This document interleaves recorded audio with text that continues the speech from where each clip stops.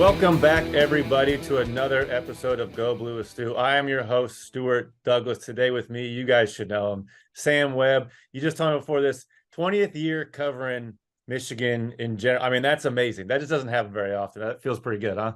Yeah, man, it feels great. It feels like I'm old. Yeah. I remember when you were a recruit. Yeah. I remember your Yeah. entire career, right? I Yep. remember John B. Lyons' first recruiting class, man. It's crazy, but it's also fulfilling, man, to see you doing your thing, see you, off in your own programming space now and reflecting upon Michigan basketball and obviously kind of enjoying it from a different perspective. That's really fulfilling for me too. So it's great to be on with you. Yeah, I love it. Yeah, I don't know why I haven't had you on, but we're definitely going to have you on in the future. That is for damn sure. It's funny. You've seen it all and like gone through recruiting because you follow recruiting a lot. So I'm curious because when Zach and I got on campus, the football players thought we were walk-ons. Did you ever picture? I mean, you can tell me if you were harsh on that recruiting class. It was one of the worst recruiting classes ever. And it turned out okay. You know what? I remember thinking, John Beeline is going to, it wasn't X's and O's. It was never a question. I mean, he was so respected across the country for X's and O's. I was like, man, how is he ever going to recruit here? Yeah. Right? How is he ever going to get players? Because he just didn't have the recruiting reputation, right? Chops, if you will. Well, he understood that, hey, I got to get my program started. It wasn't about the rankings. It was about fit. And you guys fit. You guys fit from a skill set standpoint because they didn't have shooters. And you guys brought that. And then you fit from a grit standpoint. He needed some, he needed some edge. He needed some toughness, some grittiness, some resolve. Right. So I kind of look at the grit that you and Zach brought kind of a complimentary way. He was kind of the fire and brimstone, he wore it on his sleeve. Very, yep. And then you were more the calm. You still brought it. Michigan State, big, huge ice water in the veins 3, right? Right. So, but you brought that mentality and skill set that he needed to kind of get started. And then you build around it. You start to go out and you kind of get those blue chippers, some of those guys that you develop. But I think he was able to evolve. He was able to get guys who really fit. And then he was able to go out and get some of those blue chip guys that fit them into the mix. And I thought he really settled into a place where he didn't have to live at the top of the rankings, but he did a great job of early talent identification and development and really bridged the gap with a lot of the Kentuckys and the Kansases of the world who he competed with during the second 10 years of his tenure. Yeah, that's a high compliment from you about us. I appreciate that. But it was interesting to see his recruiting process. It's a really good point about building that program early and finding people who will sacrifice a little bit to build something. And then you have the 13 team and you have all those kids combined and they're like 6 NBA players or whatever it was. And then you can find the right pieces. You're like, all right, this is established. You're either going to fit in here or you're not. I don't care how talented you are, but it was interesting seeing his recruiting process, talking with assistant coaches, and he just wasn't used to like offering a sophomore a scholarship. He's like, what do you mean? The kid's 15. Like, well, why would I do that? Which, to be fair, I understand that mentality, right? Like that kid's 15. He barely knows anything, and like I don't even know how to evaluate him. But like, if you don't start talking with him, you're gonna lose him. So it was fun to see him adjust to that and figure that out while not like getting caught up in it, right? He wasn't like going after every freshman in the top 10 like some coaches will. He still took his time and found the right people. But yeah, I mean, that's a huge adjustment. Like, and you've seen it, like they want to build a program like that. Juwan kind of came in seamlessly and like, all right, this is our program. Like, we're going to go after top guys, but still find the right people. But like, you gotta adjust from the upsetting West Virginia Mountaineers back then. Like, no more Pitsnoggles. Yeah. Hey man, look, they went through a period in that early stage. So he obviously was laying the foundation for his program, and they were getting like to the finish line with dudes. Like Klay Thompson came down to Michigan and Washington State. Yeah. Kawhi Leonard came down to like Michigan and San Diego State. Like they were like right there for some guys that they weren't the 5 stars at the time, but they were really good. I mean, they went to Washington State and San Diego State, right? They weren't Duke and Carolina. Michigan could kind of see that they were really guys. Couldn't quite get them over the top. The inner, you get that second group of assistants, BA, Val, Jeff Meyer. And I really think that they kind of settled into a routine of, right? So, they found Glenn Robinson third in camp, right? He wasn't a 5-star when they started recruiting him. He became a 5-star while they were recruiting him, right? So they had a lot of recruitments like that. When they got on Nick Stauskas, he wasn't necessarily a big time guy. When they got on Trey, he was committed to Penn State. Flipped him. So I think that they really kind of figured out a way to kind of live in that upper tier talent level without necessarily always getting them once they became 5-stars. There were a few exceptions to the rule, like Mitch McGary. All right, Mitch was that guy when they started recruiting Mitch. But he was like the exception, man. Most of the guys weren't that guy when they started recruiting him. And the difference when it came to comparing to Klay Thompson and Kawhi Leonard and guys like that is Michigan got on those guys earlier, to your point. Able to establish relationships, develop relationships over time. Then when they blew up, they knew Michigan. And so they were able to go ahead and haul them in. And it was John Beilein doesn't get enough credit for how good a recruiting outfit they became. People think that every guy was Stu Douglass and every guy was Zach Novak, right? Every guy wasn't Stu Douglass and Zach Novak from a standpoint of, hey, no one knows who they are, but they come in and surprise people. By the time they get into the teens, Michigan, they were beating big time schools for their guys, but those big time schools were coming in too late. And that was the difference. Which that plays huge. Like, to be there, Nick has talked about it before. I talked with Stauskas about it, and just them being there for so long and believing in him for so long and sticking with that process. Shout out Klay Thompson for not accepting that scholarship offer.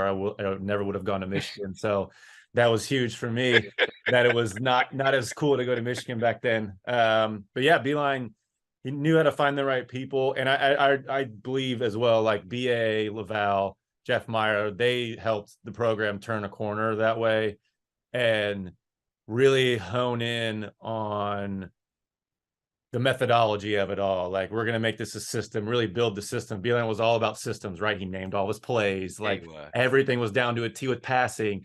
And they were able to take kind of the fringe things outside of basketball that Beilein wasn't used to with like a big time program, be able to, take that load off of his shoulders and be like, all right, we'll hone this system that way, which there's a lot, man. There's a lot you got to juggle building the big program. It's, my mom begged me forever to be a college basketball coach. And it took me 2 years to see them operate and be like, never in my life will I be a college basketball coach. Just, it's not for me. It takes a lot. So it's, I have a lot of respect for them that figure it out. But I'm curious with what you've seen with Juwan, because you have been here following or covering Michigan for so long. Talk about differences, maybe some that stick out. Maybe it's recruiting, maybe it's, definitely styles a little bit. Kind of those early stages. They've taken over 2 different programs, basically. Beilein was a very different start with Michigan. The program was in a very different spot. Juwan taken over in a very different spot. Like, have you seen some good similarities, some bad differences? What's your take so far? I know, Juwan, people have been questioning this team this year, but I like him, and I think he's done a good job. So what have you seen with everything? Yeah, I mean, they ran into, it's roster composition, the volatility of the times. I think it's one of the reasons why John got out. I think he always had that burning desire to coach in the pros, but I think he saw what was coming with transfer portal. I mean, you got to recruit your own squad, and you got to get out here and get on these recruits. And you got a lot, obviously you had the investigation with all these guys getting paid and they aren't getting punished. It's like, hey man, let me go do something different. Right. I think Juwan coming in the door from a recruiting standpoint, you wonder if guys can adjust from the pros, and you wonder if they're going to grind. It's a different kind of grind in college.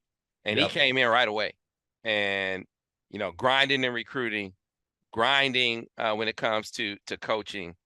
In a lot of ways, it's a more difficult challenge, the one that he stepped into. There were no real expectations when John Beilein takes over this program. They hadn't been to the tournament in forever. Hey, if you just make the tournament, it's like, shoot off fireworks. Yeah, it was.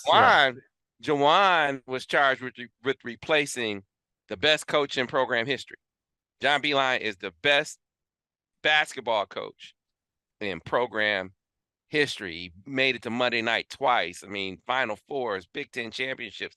I thought he was the coach of the decade. Personally, when you consider, Tom Izzo, his program was established. Matt Painter, his program was established. Bo Ryan, his program was established. John Beilein had to establish his program going through those guys. Yeah. Right. It was harder. And he had more first round picks than those guys. Yep. He had more championship games appearances than those guys. He had the better program. So if you're Juwan Howard, you got to come in and maintain that. And I thought, he's done a really good job of coming in and sort of maintaining the level. Obviously, there's been a dip this year. And I think it's, some of it is unfortunate. You have Frankie Collins transfer. You go out and get Jalen Llewellyn, and that was going to be a longer transition process for him. But I mean, you're missing the guy who you counted on to be your primary ball handler. You missed the guy who you were counting on to bring some shooting, and now you're thrusting a true freshman into the role of a point guard. You're charging Kobe Bufkin, who is growing into himself as a frontline player on this team. Now you're telling him he's going to have to handle more of the point guard duties too. Yep. It has been a setback for this team when you have such an inexperienced backcourt. And I think that's the biggest hindrance to them sort of trying to find some footing right now.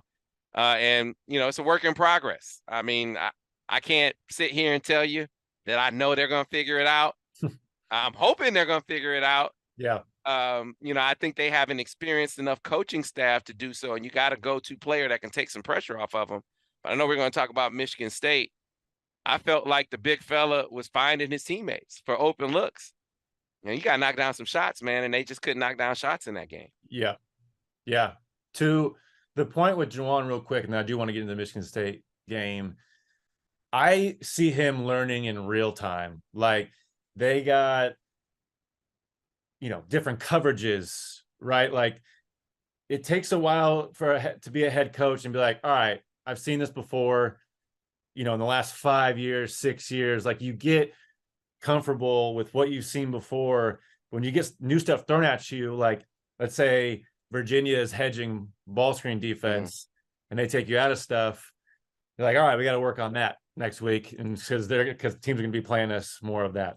Dublin, Hunter in the post, wherever the case may be, different coverages, different styles of teams. You experience these things, then you get comfortable, like how to game plan, how to prep your team. Like, I know that because it took me many years as a player to like figure that out. And I know, even though you've been there as a player and as a coach, like, it's very different leading a basketball team, and one that I don't know. So I know that it's a unique experience. Like, you have to experience it in order to get better at it. So I see him learning in real time, and I see him improving on some things. There's definitely some things that I would like to see more improvement on in terms of leading these guys, specifically from an offensive standpoint. But I think it's, these things are clicking here and there. They're just not coming together the way people expected to, I think, this year at least. Yeah, I think it was a big adjustment the first year, especially defensively. I remember, watching them drop coverage versus Michigan State. I mean, he's a big guy in analytics. Yeah. And mid-range shots are terrible for most teams. But that Michigan State team, we're killing them. Like, you can't. Yeah. I mean, and so I think sort of getting a feel for the college game and what your guys can do, knowing the opposition and what some of the strengths of the opposing teams were. I think he had to go through it. But I think now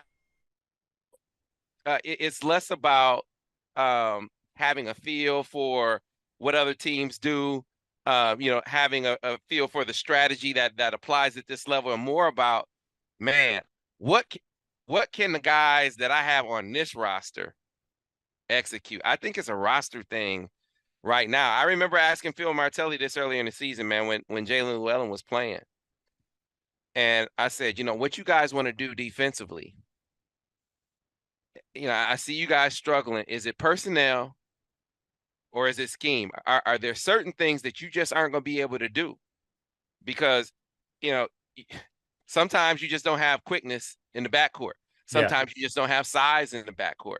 Sometimes you just don't have, guys who can move their feet well enough to hedge and recover, right? I mean, and so you're running into all of those issues and inexperience right now on this team, which is, kind of the segue into Michigan State. I thought Michigan State was one of their best defensive efforts of the season.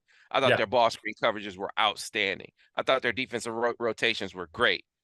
They just couldn't match. They couldn't pair that with the same kind of efficiency on the other end of the floor, where it was one of the worst outings of the year. I know you got to give Michigan State some credit for that, but I think a big part of that was what Michigan didn't do in that game too.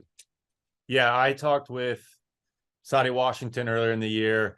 This was before the Eastern Michigan game, and like talking about like game planning for Damani Bates, and he's like, the other guys he gave me kind of the political answer. Other guys on Eastern Michigan are talented too. We got to prepare for the whole team. And basically we're still trying to like teach these guys how to play defense. Like we're not there yet to where we can do kind of some specific things. And I think it's a tough thing. It's an uphill battle for a coaching staff because, I use this example before on the podcast, but like we played Penn State and Taylor Battle.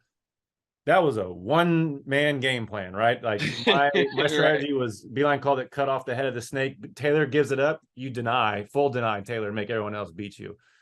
So like game plans like that where they seem easy, but you need veteran guys who know how to play defense and no rotations and know how to play a 4-on-4, know how to play specific types, like switching patterns, changing. So that's just a learning experience. I mean, Jet and Doug, even Kobe is still getting first time getting major minutes. Like you want Cheddar to play, whoever, like a lot of people, it's not easy. So it's an uphill battle defensively. And to get in the Michigan State game, I think, that was their strength. They showed a intensity and its focus. I think with basketball overall, you learn it. You just got to, when you learn it, then you got to just focus on it. And like those rotations, you got to be focused at all times. Like you can't lose your thought for half a second, or that ball is whizzing past your head and Joey Hauser's getting an open three. And they've had that this year. You've seen it. They've been slow on rotations and they're just thinking too much, right? They're young and they're just thinking too much. This game, they were on it. Like they were intense. And I think it starts with Hunter there. I think when he establishes that intensity guarding the ball screens, and I want to get into asking you about where this comes from. I think for me, it starts with Hunter on both ends, but they established that early, and that's a good sign for me in the Big Ten. Like I think I'm still a glass half full with this team. And I think there's some potential there if they can build on this defensively, because, offensively, you can win a Big Ten game 50-45. Like you don't have to be great offensively to win a game, which is a good thing. So you keep building on defensively. But I mean, like you said it before, I think that they're still learning, but you liked what you saw against Michigan State. I like what I saw defensively against Michigan State. I mean, if they can bottle that up and apply it to other games, that'll go a long way. Because I mean, there were games earlier in the year where you're like, man, are they going to be able to guard anyone? I mean, they could not stay in front of. They could not stay in front of Arizona. They couldn't stay in front of Frankie Collins. They couldn't stay in front of Noah Farrakhan. I mean, Virginia is supposed to be able to break you down, right? But everyone's breaking them down off the dribble. And, ball screen coverages are an adventure. Yep. This was the most coherent game of the season. Tyson Walker had a couple times where he broke them down off the dribble, but those instances were few and far between. I think Joey Hauser, he must 3 for 13 from the field or something like that. He did have a great game. They did what they needed to do to give them a chance, to win that game. Now, Michigan State will say they did miss a lot of shots, but I think Michigan's defense more so than I feel like the other way around. Maybe call it bias, but I felt like the big fella in that game, one of the travesties of that game is he came out of it with 0 assists. because he should have had more. I mean, he was doing a great job of finding open guys on the perimeter. And I would ask Phil, because I talk to Phil Martelli every week, and there would be games where he would get like 7, 8 shots. And you know, part of me is like, he's got to demand the basketball more. Like, there has to be an emphasis to get Hunter, run through Hunter. And Phil's like, yes, you're right. Guys got to remember where the bread is buttered. However, the way teams are playing us, we can't get floor spacing. They are crowding Hunter in the post. You know, either he plays on the perimeter, he catches it outside, or he's got to get into a move quick. But really, the problem is guys can cheat off our guys on the perimeter. We got to figure out a way to space the floor. And I found myself thinking about that in this game. Guys are collapsing on Hunter every single time. He is doing a great job of being a quarterback, finding guys on the perimeter, and they didn't make one open look. Not one. Yeah. I think it was like 3 for 20 from 3-point range. And that's just, you're going to lose every game like that. So they got to knock down good looks when they get them. Yeah, shooting's been off. I think Jet's been off. I'm sure he'll find his stroke again. But yeah, for me, it starts with Hunter, and it's a microcosm of, I think, what you and me both think is a play against Maryland coming off the Central Michigan loss.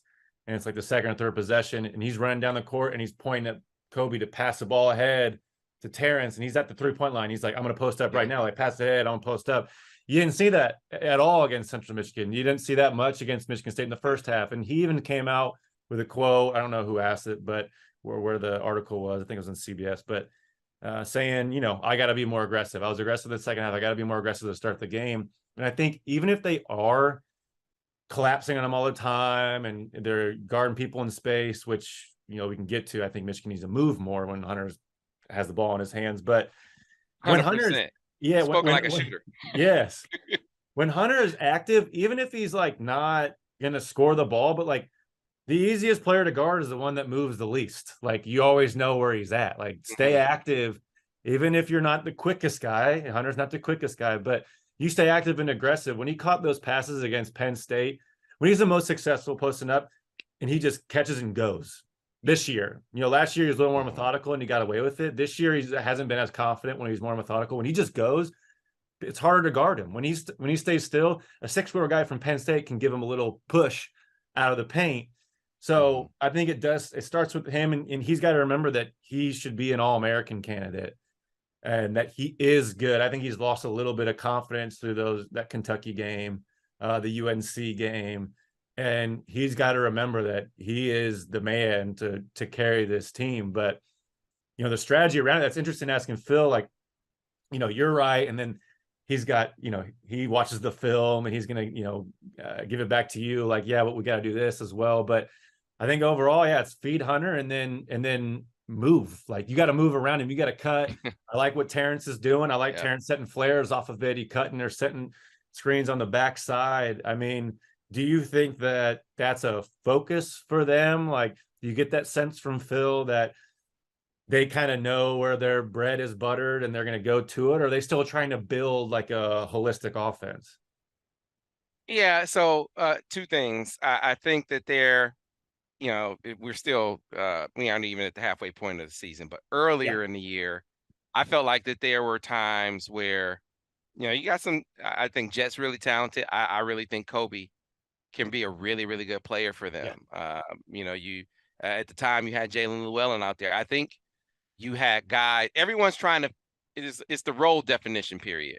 Yep. And I think Hunter was trying to he's trying to be a leader. He's trying to get other guys involved. But part of being a guy is knowing when to facilitate and knowing when to say, give me the damn ball. Like, let me go to work. And I think that's been a part of his evolution. I think he's been much more vocal, much more willing to hold teammates accountable. I think the last bit of that for him is to on the floor kind of be demanding of his team. Give me the ball. Pass it over there. You know, be that coach on the floor that's getting in the guys. And maybe not necessarily getting in the guys, but, you know, like I said, demanding the basketball. That's a big, big deal. The other part of it, though, to your point, I also think early in the season, you had a lot of guys just stand and watch Hunter when he got the basketball. Made them easy to guard, too. I feel like that's gotten better. Yeah. You know, I feel like a bigger issue for the guys around Hunter is I feel like the confidence offensively for them, and you mentioned Terrence, I think he's struggling with his confidence right now. Yep. You know, I think he was a guy who expected with more opportunities that he was just gonna be able to carry that efficiency over, that with greater volume, he was just gonna get more points. And he hasn't been able to shoot as effectively as he wants to. I think you can see the hesitancy with him out there on the floor. And then I think you see that with some of the other guys out there as well. I mean, I think you see at times Kobe was struggling with his jumper. And on one hand, you got to keep shooting. Right. On the other hand, to me, while you're trying to figure out other ways to contribute. For T. Will, rebound, man. That was big in the Penn State game. For Kobe, attack the rim.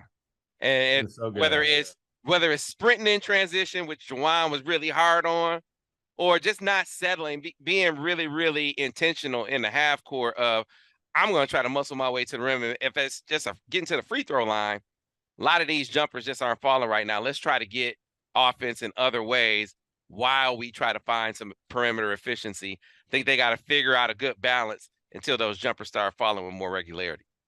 I'm going to give Terrence, now this is from a bias standpoint, I'm going to give Terrence some leeway there because he knows he is the last option in the starting five on offense, and he knows he needs to do the other things. And so, like, when he finds himself open, you know, you would think that anybody that finds himself open is going to shoot it, but he's like, no, that's not my role. Like, I got to go do something else. And we're all screaming at him to shoot, but like, I've been there and it's not easy. Like, it's not a confident place to be in shooting a basketball when you think this better go in because I'm not supposed to be doing this as much as other guys. And it's nerve-wracking, man. And it'll cripple you at times. And I think Terrence, you know, in that article, Hunter said, like, we're talking to him, like, he just needs to be confident. We want him to be aggressive. Something you're usually not, something I wouldn't have said on my teams about the fifth option. Like, I would have been like, no, that guy we need to get it back out and run the offense. So it's nice to see that, like, they believe in him. They want him to shoot when he's open. And that's going to be huge because when you play around a Hunter Dickinson, all other four guys got to be ready to go for 15. Like, you got to be ready. You got to find, especially a guy like Terrence, like, go find the openings. Be the guy that, you know, you don't have to play one-on-one, but like, you're unguardable because you're everywhere and you know where to find the right spots. Like, that guy is one of the hardest to play on any team, on any level. He might not be able to dribble, between the legs, right to left, but he'll get you 7 buckets a game because he knows exactly where to be. And that guy is just as valuable, if not more valuable, than anybody else in the court. So I think Terrence can be that guy. He's figuring out how to be that guy. And I still believe in him. The funny part is, like, I believe in the talent of this team. I fully believe in the talent of this team. It's just piecing it together and having the confidence and aggressiveness. And I want to ask you about Kobe because I think he's been the most consistent, aggressive player on this team, and it has been huge. I mean, I think he was the reason they were even in that Central Michigan game. He gets in the paint more than anybody else. He gets those hockey assists more than anybody else. And I really wanted to see him. I really want to see him with the ball in his hands more, coming off ball screens. I believe in Doug, but I think they can spread the offense out in that manner and really get him going. And, you know, I've just been really impressed with him. Yeah, I'm people who watch me know that I'm big on Kobe, man. I think that he has a chance to be, I really think he has a chance to be a pro. And maybe it sounds like hyperbole at this point, right? Watching him where he is in his development. But, you know, the transition for him was a bit rough defensively. I was impressed by how physically ready to go he was as a freshman because he was so real thin. I didn't think there's any way that Kobe was going to come in and be ready to play. Physically, he was ready. Defensively, he was not. He lost minutes because he was a liability on the defensive end as a freshman. A lot of freshmen are, though. That's not, you know, unique to him. But credit him with really getting in the lab this summer, and with obviously with Sam, man, but I'm talking about getting into the nuances of playing defense, learning the the skill of being more vocal, because Kobe's not a vocal guy. Like, I'm just naturally, you talk to him, he's a soft-spoken guy. He's not the rah really. So for him to be vocal on the court is an undertaking, and he started to do that, right? Being aggressive on the offensive end, right? Being comfortable in that. Now the issue was you've added a layer of complexity to his role by telling him he's not just a fill-in at point guard, right? After Jalen Llewellyn and Doug McDaniel. Now, like, you're a dude. You're expected to be a facilitator on this team. Yep. And that sort of that made things a little more challenging for him. But you're right, Stu. I mean, I feel like his efficiency, his aggression, getting to the rim, he's a really good free throw shooter. I think that those things have been steadying forces for an offense that is really inconsistent. What he hasn't quite been able to do yet is be a consistent jump shooter. And Kobe can shoot. Yep. Like, I get into this with Tim McCormick all the time, who I do my podcast with, and he would say, I don't want Kobe to shoot threes. He's like, hey, Kobe shouldn't shoot. And I was like, Tim, he's in a cold spell right now. Right. Kobe can shoot. Like, to me, he's a guy that you want to keep shooting. Not to the point where he's turning down clear opportunities to be aggressive to the basket. He, don't take as many as maybe he would take if he was going well, but he's got to keep shooting because he has it in him. And I think slowly but surely we're starting to see him get comfortable in his skin when it comes to the balance that a guy like him has to have as a point guard, as a combo guard. When do you facilitate? When do you go for yours? I really feel like Kobe is kind of settling into his skin in that regard. Yeah, I could talk about Kobe forever. I think he's just been super impressive. I really liked his decision making. That's been one thing for me. Like, all the shots and drives he's making and decisions, I'm like, yeah, I really don't have a problem with any of these. When somebody going through this learning process, usually there's like a game where they'll be like, all right, those 7 shots were just not great. They were tentative, but like, he's so fluid. He gets to his spots that you're like, even if he misses 4 in a row, you're like, yeah, like, that was his shot. That's what he does. Like, he got to his spot, which is huge. Getting to your spot, we talk about it all the time. Guarding a guy, like, don't let him get to their spots. Like, this guy likes to go pull up left one dribble. Don't let him do it. And Kobe gets to his spots. And even when he doesn't get to his spots, he still makes a good decision there. So that's been impressive. It's an interesting take. Like, Tim's kind of the old school guy, right? Like, well, he's not making it, don't shoot it. But there's a long-term look here. And especially, with guys that can move. Frankie Collins, who you thought was going to be the point guard of the future for Michigan, boom, he's gone. You want Kobe there for 2 more years playing high-level basketball, flirting with all Big Ten teams, because he will if he stays and continues on this trajectory. And I am all about, like, you got to let guys make mistakes to be good. Like, you got to let Steph Curry shoot the crazy stuff. So, like, when he makes the crazy stuff, like, it's normal for him, like, and he's confident. So, with Doug, with Kobe, like, we're so used to, I think, in college basketball, being like, that guy was inefficient. Like, we needed to, handcuff him a little bit, go towards where it's working. But Juwan's kind of like, dude, we all got to be good on this team. Like, you have at any point with our offense, you got to be ready to go. So I don't mind it as much. I know it'll lose you some games, but it'll be interesting to see how it pans out this year. So far, it's worked. Last year, they had issues with that, but then they made it to the Sweet 16. So it's interesting strategy, coaching wise. Yeah, I mean, here's the unfortunate circumstance for us is, it's like Michigan fans or Michigan reporters, or how and even for the coaches, development often takes time. Yeah, it often takes time, and it's hard to be patient when you look around and you see other teams with new players that are off to great starts. Like, you look at Purdue, Fletcher Lawyer and Braden Smith they're playing like veterans, man. It's like, man, where Bryce Sensabaugh from Ohio State. Yep. is playing like a veteran. It's like, man, these dudes look like juniors out there. You know, Indiana, you lose sight. You pay so much attention to Trace Jackson Davis, but you look over there and you see another freshman ball player in Jalen Hood-Schifino looking like he's a pro. Looking like he's a pro, right? And so Yeah. you look at Michigan's guy and Jet. I think Jet is going to be special.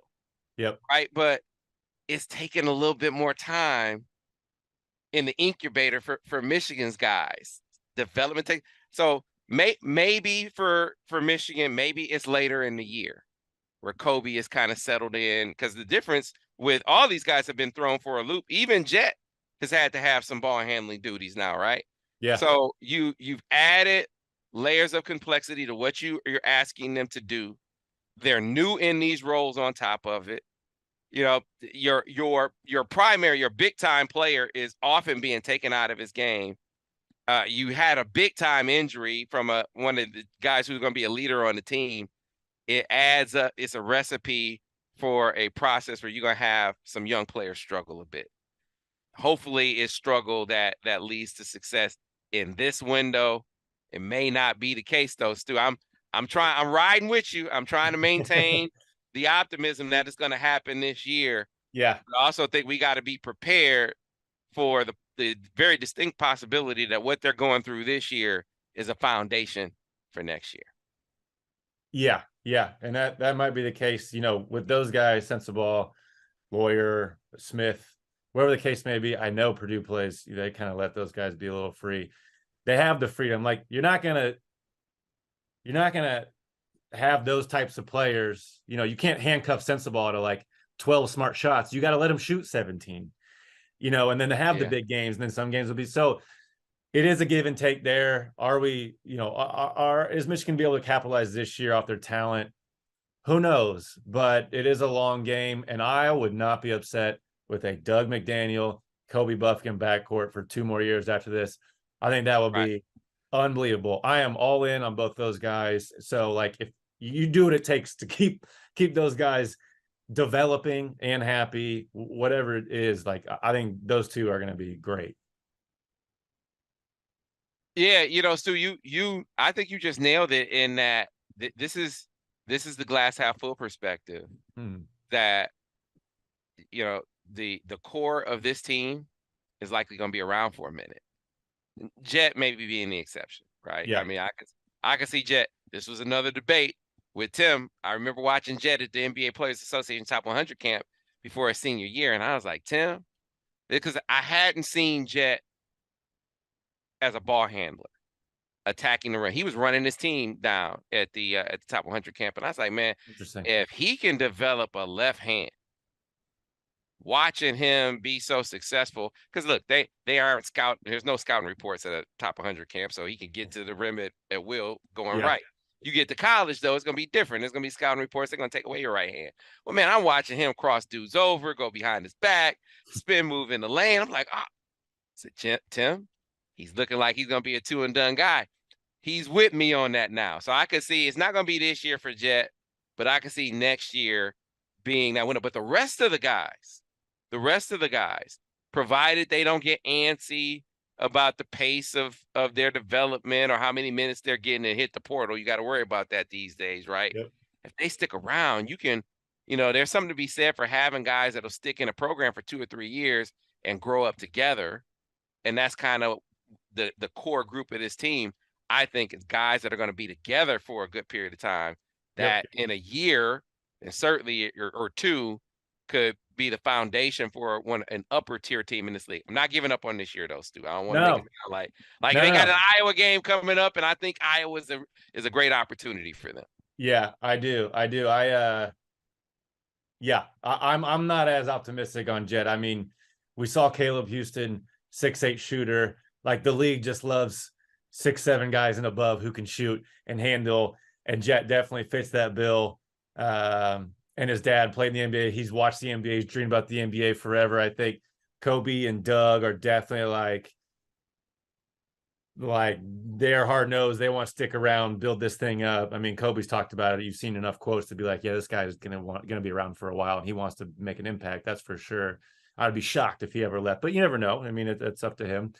Yeah, I'm not as optimistic on Jet, but we'll table that. So you think he'll be a one and done? I think he's gonna definitely test it. I don't see why you wouldn't. I think you go through the process, but like being a 6'7" guy, now it depends how he finishes. If he finishes the year shooting, 30% from three like he has the past 2 games, which I don't foresee, but if he does that, then like, all right, dude, maybe come back and develop that 3-point shot.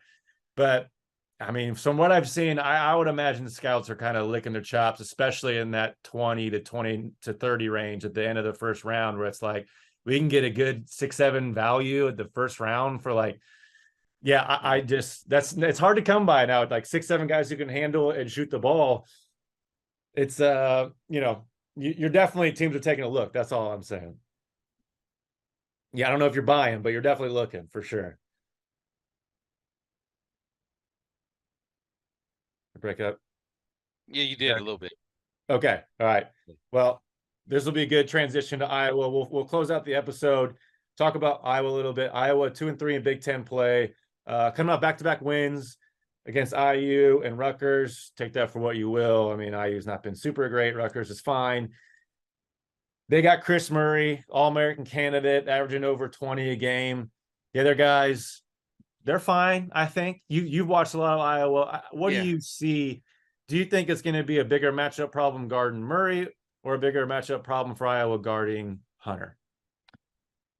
I think Michigan guarding Chris Murray is going to be the harder matchup. Look, I think one of the, I don't even know if it's a secret at this point, Philip Rebracha is really coming on for Iowa. He's looking like he looked back at North Dakota. I think last year was a transition for him. Mm-hmm. But he is scoring at a good clip, and he is really rebounding the basketball. I think that's going to be a nice matchup in the middle. But Chris Murray he's not Keegan. All right. Yeah. But he's Keegan light. He's Keegan light, man. I mean, he's got a whole trick bag. He can shoot the three. He can play. He could do all the things that Keegan could do. Just, a clip short of that. Is a very, very tough matchup for a guy that has a three-way go, a guy who can shoot a three, who can put it on a deck and can play with his back to the basket. So, to me, the way you exploit it, because they want to make it a track meet, because Iowa is they'll never be known for their defense. I think an anomaly was what they did to Rutgers. I think they held Rutgers to like 38%. I think they threw Rutgers off by going zone early in that game. Mm-hmm. And I think Michigan, having seen that, will be more ready for it. Question is, will Michigan kind of shake the shooting woes from the Michigan State game? Yeah. And be able to maybe shoot them out of that, some be able to spread the floor, be able to give Hunter some room to work. That's a big deal. This to me is a game for a team coming off a loss where they shot horribly. This is a game where you can get healthy real quick. You're going to get some good looks in this game. Can you knock them down on the road? I'm not taking for granted that they're going to be able to do that. I know they're going to get good looks. My question is, will they be able to knock them down? Will they be able to give Hunter some space?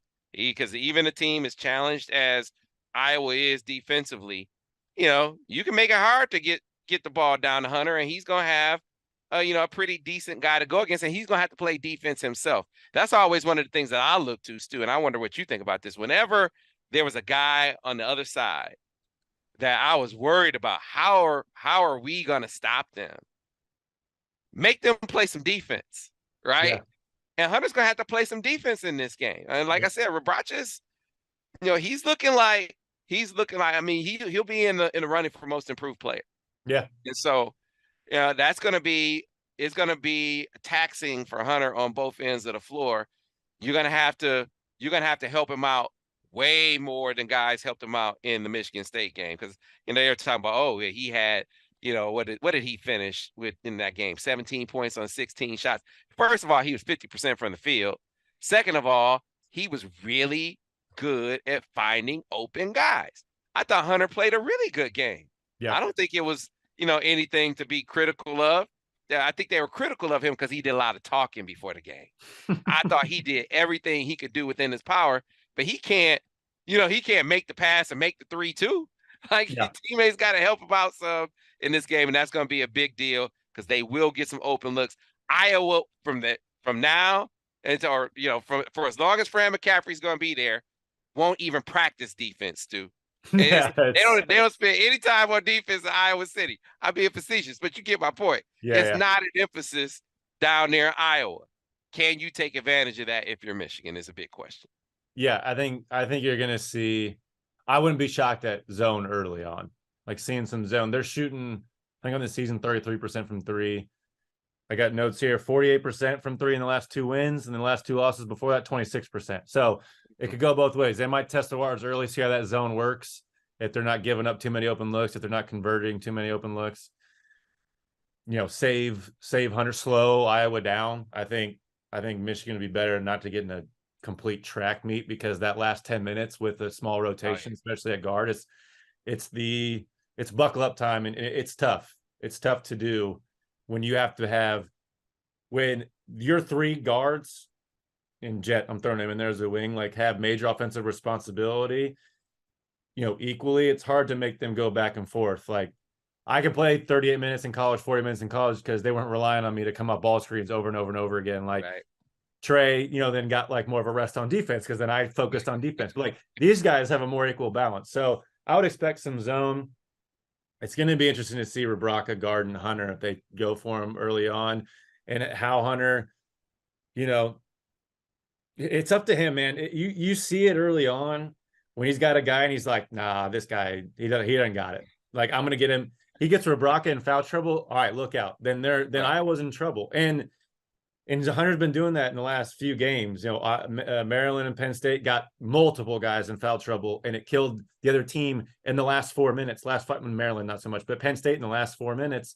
That's huge. That's everything. Like it's a lot more than just scoring. So I just want to see Hunter be aggressive, man. I think everyone else will piece it together. I think the guards will find their 3.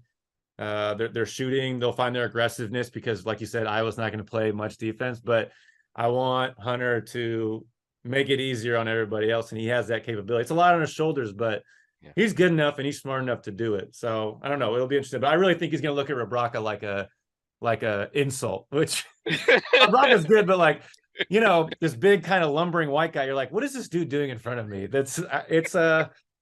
don't know. It's a weird thing in basketball when you see like a big. So Hunter's gonna profile Rebraka, man. He's gonna profile. Oh, you do it. Trust me. But you know what? I hope he has that. That's the Hunter mentality you want. To your point. Yeah. So. That's what you want to see. Yeah. What is one thing you want to watch, like see specifically scheme wise? If it's defense, if it's some ball screen, or if it's offense, what have you liked recently, or you think might work against Iowa? What might work against Chris Murray? Something that you've thought about game plan wise. Well, to me, I want to see Kobe in more 2-man game scenarios. To your point, I think they got to manufacture ways to get. He doesn't need a ball screen to get downhill. Make no mistake. No, I think I want to be early in the game, intentional about getting Kobe Bufkin downhill, getting him to the rack. You can do that by putting him in more ball screen scenarios out the gate. Yep. That's what I want to see. I know you talk about offensively, we got to get Hunter going. Second option is Jet. I understand the hierarchy, but to me, their best free throw shooter, their best guy off the bounce is Kobe Bufkin. Let's get some easy opportunities going to the rim early in the game. I want to see them try to do that in this contest down in Iowa City. Yeah, it's just like be direct, be aggressive. You saw in the Michigan State game, I mean, there were spells where they were like all kind of looking at each other, like, what are we doing? And then 20 seconds goes by and it's like, all right, well, we'll try a half-assed ball screen now, and that we really don't even believe in, and our spacing's bad. So when they execute, they're really talented. And I think Kobe is a good one to get it to early on, because he's going to be direct and aggressive and get to his spots. I do want to give Doug some leeway in that Michigan State game when it came out a little bit before recording this, that He was 3 days sick, missed practice 3 days before the Michigan State game, got fluids the day of the Michigan State game. So, I would have chalked it up for him like 0 points, 4 assists, 4 rebounds. That's tough as a freshman point guard in Breslin, man. Breslin is tough, but I'd have been like, all right, he'll be fine. He'll move on. This kind of kid will bounce back. But then coming off that, like 3 days, no practice, your fluids are low that day. Like, all right, that makes more sense because, it just makes more sense total. So I still believe in Doug with all that stuff. I just want to see them I want to see them have fun and be fluid and be free and like play to their talents. And I don't know. I fully believe I feel like you still have some hope with this team finishing the year. I don't know. I don't want to. No, you're not. I don't want to give that kind of the tone or vibe, but I'm just trying to be realistic about, what I know the limitations of this team are, and will they be able to overcome them in time this year. I think Doug, watching him in this short period of time, I like how comfortable he's getting. You're expediting his development because 2 things coming in. He's not a tall guy, and he wasn't a guy who was regarded as a jump shooter coming out of high school. Got into practice in the early going. I remember talking to the coach. He's like, man, he's shooting the lights out in practice. So you watch him, come down the court, pull up with confidence from 3-point range. I was like, okay, duh. You see, but even more important than that, and this is a big key watching him in high school. It's like, man, he's got to get a mid-range game because Doug can get by. I mean, you can play off him, and he can still blow by you. Yeah. The issue was he would get too deep and can't finish. Yeah, you get in the woods with those trees, and it's tough. Right. And so, can he get a mid-range game going? And I've started to see signs of that. Man, that floater is nice. Right, exactly. I love it. Yeah. I love it. Yeah, and he's in a very, very clutch situation against Penn State, right? Yeah, so big time. I'm hopeful. I see some encouraging signs, right? But they got to put a game together where they play on both ends of the floor. They got to get better at not letting their offense affect their defense. That was an encouraging sign for the Michigan State game. And then you got to steal one on the road. I'm not taking home victories over Maryland and Penn State for granted. We just saw Maryland come back and beat Ohio State, right? So, those are nothing to sneeze at. Yep. But you got to start getting some resume builders. And so those come on the road and then at home against marquee opponents. This is a key contest for Michigan to maybe try to steal one on the road against Iowa, a team that by the end of they're 2-3 in the Big Ten right now. I think they're going to be an upper tier Big Ten team by the end of the cycle. So if you can steal this one early, I think it's going to be one that you look back upon at the end of the season as a good victory on Michigan's resume. Let's see if they can get it. Yep. I believe. Yeah, the Big Ten play is winning the games you're supposed to, and then stealing a few that you weren't supposed to win. And everyone's going to beat each other up. So if you can steal a few, this would be a big one. It's ripe for the taking. I truly do believe in this team. Like if I could have 5 minutes with each player and just have like hype them up and just like tell them like you're talented, you're good, you're capable, give them a little speech. Like that's how much I do believe in the talent of these guys, that they will get there one day. It just kind of depends where that peak is. If they ever reach their peak development this year, and if they can kind of mimic what happened last year where they got to their best in March, which is not always easy to do. It's hard to match up, but we'll see. That'll just be the kicker here. I believe in their talent. So yeah, we're both positive with this team. Sam, I appreciate you coming on. That was a lot of fun. I definitely gonna have you back on. We'll have you back on in the middle of the Big Ten. We got to talk some more about how this team has developed and what you see, because you and me see eye to eye on a lot of things. So I like it. I like having you on. We can bounce back and forth, and I can absolutely, man. Yeah. Anytime, Stu. I got you. Just call, let me know, and I'm here, man. Appreciate it. Yeah. Where can we find you, Sam? You can find me on Twitter at SamWebb77. You can also find me on my website at TheMichiganInsider.com. Perfect. Check them out. Sam, I appreciate you. You've been a staple of Michigan media ever since I ever thought about Michigan basketball.